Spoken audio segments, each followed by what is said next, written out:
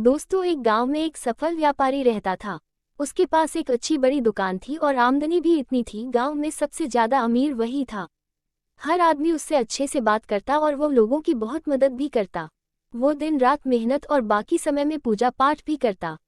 की बहुत इज्जत करते थे, पर उस व्यापारी की एक बुरी आदत थी।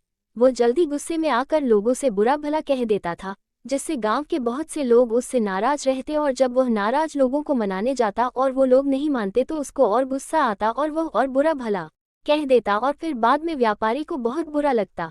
एक बार गांव में एक बहुत ज्ञानी संत आए। कुछ ही दिनों में दूर दूर तक उनके ज्ञान के चर्चे होने लगे।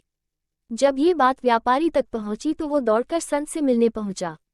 व्यापारी ने संत की बहुत सेवा और उनको अपनी समस्या बताई। संत ने व्यापारी से कहा, तुम बहुत सारे कागज के टुकड़े लो और पूरे गांव में फेंक आओ, फिर मेरे पास आना। व्यापारी बिना सोचे समझे दिन भर कागज के छोटे छोटे टुकड़े पूरे गांव में फैला देता है और फिर संत के पास पहुंच जाता है। संत उस व्यापारी से कहते हैं, तुम्हारी समस्या का समाधान मिल गया है, बस तुमको एक काम करना है।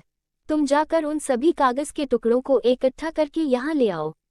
अपनी समस्या का समाधान पाकर व्यापारी बिना कुछ सोचे समझे उन कागज के टुकड़ों को इकट्ठा करने पहुंच जाता है। बहुत देर तक कोशिश करने के बाद व्यापारी को ये समझ आता है ये काम तो करना नामुमकिन है। वो दौड़कर संत के पास जाता है, कहता, आपने काम दिया वो तो असंभव है, मैं चाहकर भी उसको पूरा नहीं कर सकता।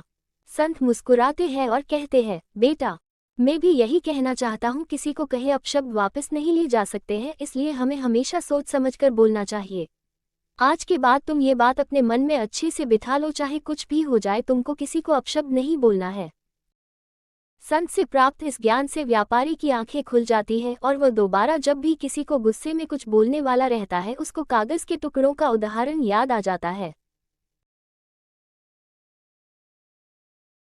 शिक्षा, इस कहानी से हमें ये सीखने मिलता है कि कितनी भी मुश्किल क्यों न आए हमें किसी को अपशब्द नहीं बोलने चाहिए, क्योंकि अपशब्द से हुए नुकसान की भरपाई करना संभव नहीं है। गलत शब्दों से किसी को ठेस नहीं पहुंचाना चाहिए।